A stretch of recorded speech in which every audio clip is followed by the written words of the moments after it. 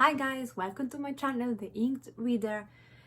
Let's do this. Let's talk about my favorite books of 2021. And surprisingly, if you've seen my stats video, this year I actually had 17 5 stars books. Some of those books I gave 5 stars out of respect. So although I had a hard time choosing my top 10, as always, at the same time, not all those 17 5 stars would fit in this category, because some of them I absolutely loved and some of them I just respected or appreciated for what they were, and without being able to find any fault in them, I decided to give it 5 stars.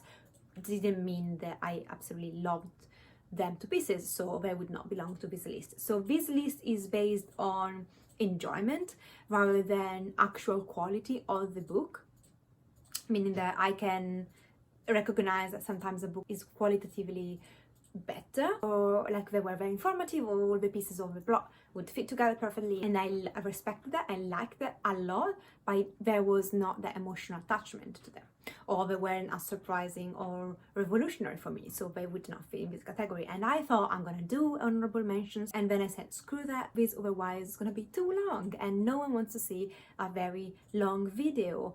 And that's one of my goals for 2022, reduce the length of my videos. So I'm going to just run through the 10 favorite books of the year. I'm just going to give you a brief synopsis, because I've spoken about all of them in my wrap-ups throughout the months, and I'm going to give you just a couple of sentences of why I loved it that much. And again, full thoughts will be in my single wrap-ups throughout the months if you're very interested, but usually people are okay with at least with a quick explanation. And also it's funny because I've been filming all morning and I've started with my hair completely wet, just came out of the shower, and now they're getting dry. So if you've been following me for the last few videos, you've literally seen my hair dry, which is completely useless, but also it's a fun fact. So coming in at number 10, and I think I wanted to put this at number 10 because of how much surprised I was actually liking this so much, although I would not describe the word love. It's Summer, Fireworks and My Corpse by Otsuki.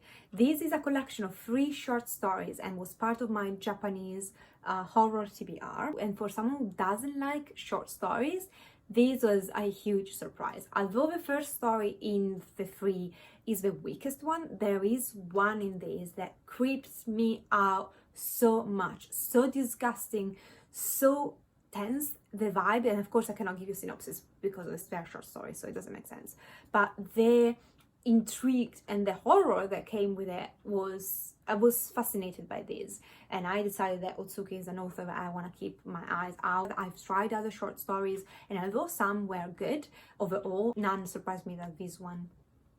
And yeah, 10th place, if you like horror short stories, this is definitely one that you want to check out. Coming at number 9, we have actually a trilogy. Specifically the first and the last book is probably my favorite in the series, and this is a trilogy by Blake Crouch that I listened on audiobook on script, the whole trilogy. And again, the second book is a bit weak, but overall the trilogy, absolutely loved it. And again, it's kind of I would describe it as fantasy dystopian, which is not my genre. And again, that's another reason why this trilogy is on this list, because of how surprising and how refreshing I found this whole trilogy. And the premise of this, that you got this FBI agent, I think it's FBI or CIA agent, that he has to go with his colleague to this remote town in USA and find out what happened to 2 of his colleagues that have gone to the town before to investigate something and then disappear. And then when they're approaching the city, they get in a car accident. When he wakes up, he's in this town but cannot remember anything. He cannot remember why he was there, not even his name. And then slowly he will start recollecting and figure out the mystery of what's going on with the town, who he is, and so on. Like, this trilogy is so gripping, action-packed, full of twists that I didn't see coming, and with a very good bad guy, like one of those bad guys that makes you think, rather than not you only hate him, but you also understand him. And those are one of the best kind of bad guys, in my opinion. Definitely recommend this trilogy. The second book for me was the weakest, but just definitely recommend this trilogy. It's just bloody fun. Coming at number 8, we have 12 Nights at Rotter House. This was part of my horror TBR, so I was reading a horror novel each month. And the premise of this is that you got this writer who contacts the owner of this property that just recently acquired it, and she's about to make it into a haunted house where you pay the ticket, get inside, get the experience and get out. And he says, listen, how about I get in the house, I stay there for a few nights, write a book about it, and that will help you merchandise and sell more tickets for the opening whenever you decide to start this business. And reluctantly she says, okay, yeah, go there. And his plan is going to this house without electricity, with just the bare amount of things to survive, experience the full experience of living in a haunted house perpetually in the dark, basically, and then get out of the house and write a book. And I don't want to say anything else about this. Now, this is a very quiet horror, so it's an horror affair. For the majority of it, it's just atmospheric with not much happening, but the atmosphere, the small things that happen, so terrifying. I found them personally so terrifying. Not to mention the end of this book, it reminded me of one of my favorite movies ever, which I'm not gonna mention again because otherwise it'll be a spoiler.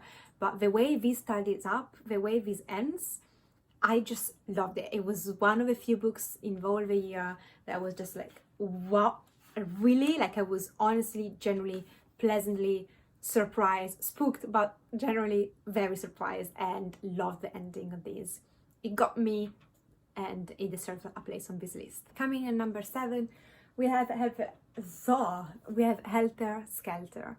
This is written by Vincent Bugliosi with Kurt Gentry, and this is a true crime, and it's the story of a Manson family, murders were committed, their trial, and the outcome of that trial. Now, I've done a whole true crime TBR during the year in 2021, so I was reading one true crime every month, and I think as someone who loves true crime, these deserved a place on this list just for how good it was, like how good a job Bugliosi also did, like considering when this was happening and how these atrocities that do not make sense happened, and how they put together the trial and how they managed to convict these guys just because of the sheer will and honestly, like, such a professional, amazing lawyer Bugliosi was, in this case at least. I don't know the guy apart from this case.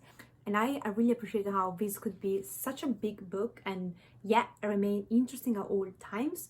The amount of details, the amount of introspection we get, it was just eye-opening. And I wanted to rewatch Once Upon a Time in Hollywood by Quentin Tarantino, a movie that I'd watched when it came out and loved, and I decided to read these and then rewatch the movie, and I appreciated both so much more combined together. The amount of details that Quentin Tarantino puts in Once Upon a Time in Hollywood, they're actually from, you know, the real story. It's amazing. This is a crazy story also, like, even if you're not too much into true crime, but you're fascinated by, the movie, or you've heard about, Sharon Tate murder, what happened, why it happened, you get all your answers in these, but also so many questions that are just, I guess, human questions. Like, it makes you think, this book, and tells you a crazy story that actually happened. So fascinating. At number 6, we have The House in the Cellular Sea. Can we appreciate this Waterstone paperback?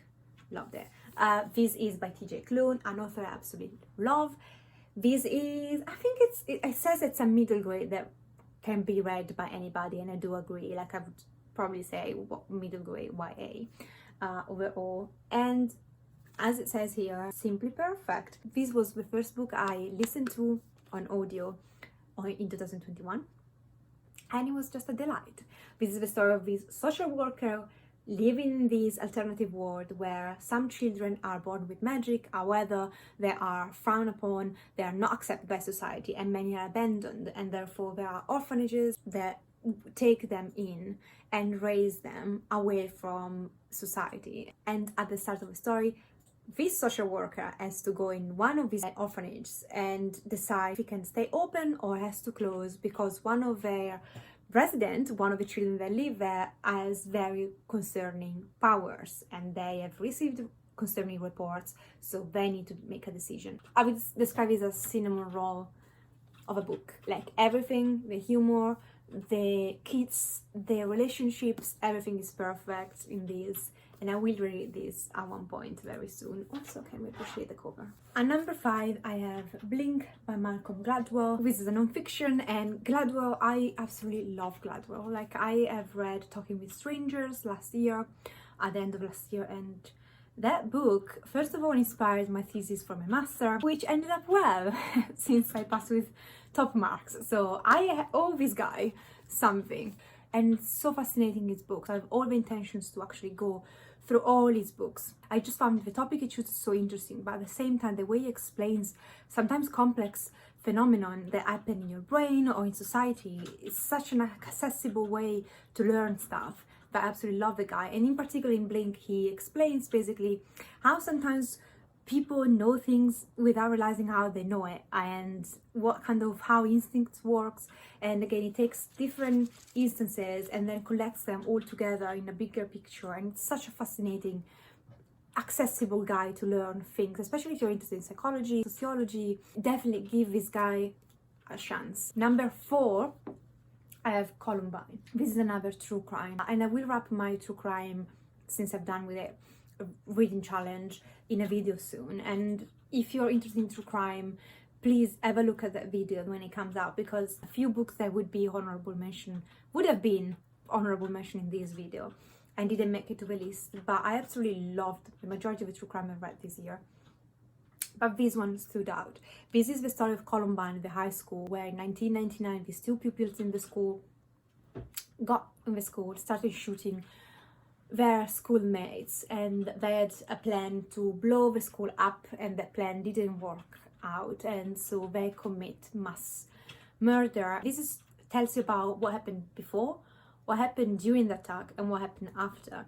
And this author does such an amazing job in collecting all point of view, and from the families, the victims, he gives voice to everybody without ever justifying the actions of the killers, but at the same time he delves into their motivations. And also it's very interesting because people for years believed, oh, Columbine, they were just these 2 children, they were, you know, victims of bullies, and at one point they had enough. So like, that was a theme that had been going on, and he clarified that exactly, and he tells you that that's not true.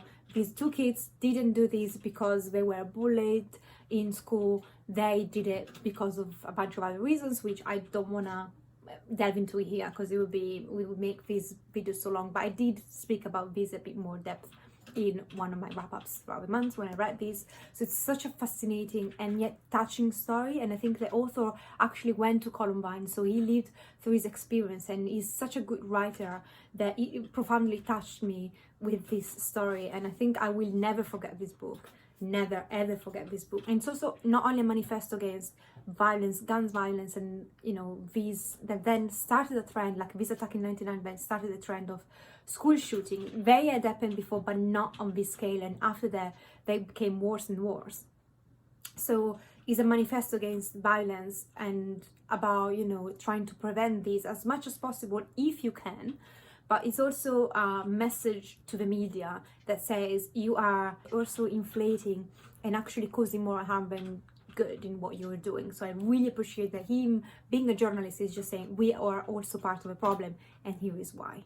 Number 3, we have Going Postal by Terry Pratchett, which is part of the Discord series. This year in 2021, I had a goal to finish all the Discover series and be done with it. And I had been reading this since I was 16. It's a total of 41 official novels, not including short stories.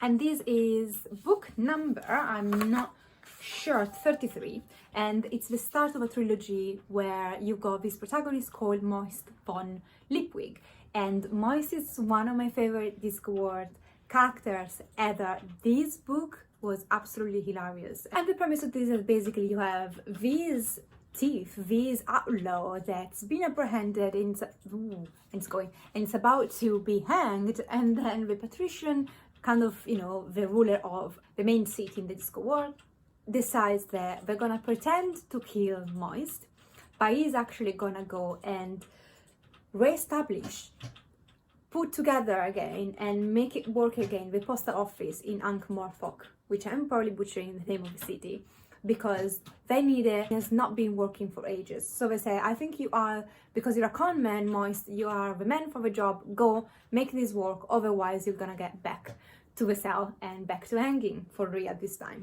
And he goes, and this is, I would say, Terry Pratchett at its best. The Discworld, there are so many novels, different people love different books, and this is definitely now among my favorite books in the whole series.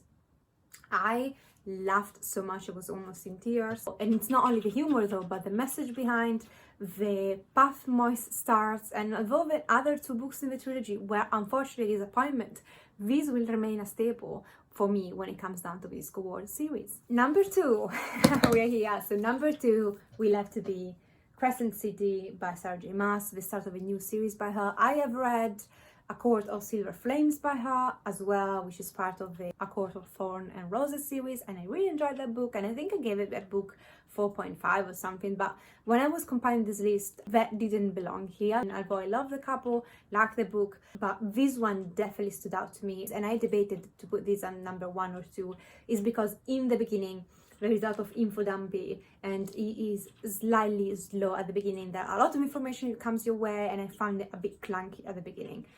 Maybe the first 150 pages, and then it kicks off.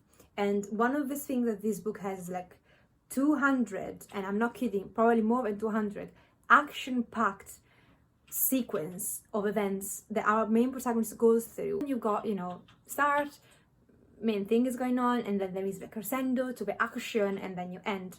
And the action here, the crescendo and the action just stayed there for so many pages to such a high quality that I just absolutely love this book. I couldn't put this book down. I finished this book, I'm not kidding you, in 4 days, and it's like, what, I don't know, 800 pages, and I was studying and working, which was not fun. I missed a lot of sleep. It was just so good. This is an urban fantasy, adult urban fantasy, and you got these two best friends. One is your protagonist at the beginning of the book, and there is a serial killer on the loose, and unfortunately something tragic happens at the beginning of this book, and our protagonist has to deal with the consequences of that, and she has to catch a killer in the end. I'm just gonna leave it that vague. So there is urban fantasy, there are a lot of creatures in these, but there is also an element of catching a killer, so a thriller element to this. Love this, will continue on for sure.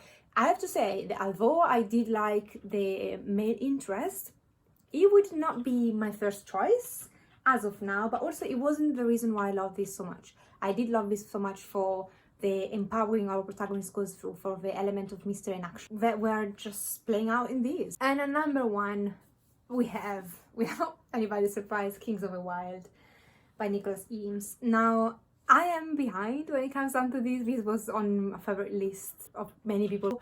A few years ago, I didn't pick up this book back then. I picked this book up in October, and honestly, I cannot find any bloody fault in these. I love this from page 1 to the last page of the book, and it's the only book that I actually acquired the second and read the second book immediately. That's a whole new thing. It's in my December wrap-up what I thought about Bloody Rose. But this is the story of this band of mercenaries that had scoured the land, conquered hearts, and killed so many monsters, earned their fame, until one day they decide to go their separate way. Some of them put up a family, and they just lost touch with each other, until one day one of them gets back to Slowhand, which is our narrator. I would not consider him our main protagonist, and says, I need help to rescue my daughter. She is in a big mess. There is a horde of monsters coming. Let's put together the band. Let's save my daughter. Now, what Nicholas Eames does in these books is that he tells you the story of this bunch of mercenaries where you have somehow a main hero, but he tells you the story from a point of view of another character. And why it worked so well in Kings of the Wild is that all the members of this band, to me, felt like they were shining through. They were the protagonists, so I really didn't mind the perspective that we follow mainly. I think everything was fleshed out, and it's so bloody funny, adventure packed with action. It just gave me the vibe of if I was kind of playing like Age of Dragons, and just in a narration form, like in a book form. I loved these, loved each single characters. They were very distinct and just bloody perfect together. Love this so much. 5 stars. It is a book that definitely wins the first place and made my reading year so much better. Thank you guys. This is my list. Let me know what are your top 3 books of 2021. I'd love to know, and I can get some good recommendations for that. And yeah, I'll see you next time with the worst books. Take care of yourself. See you next time. Ciao!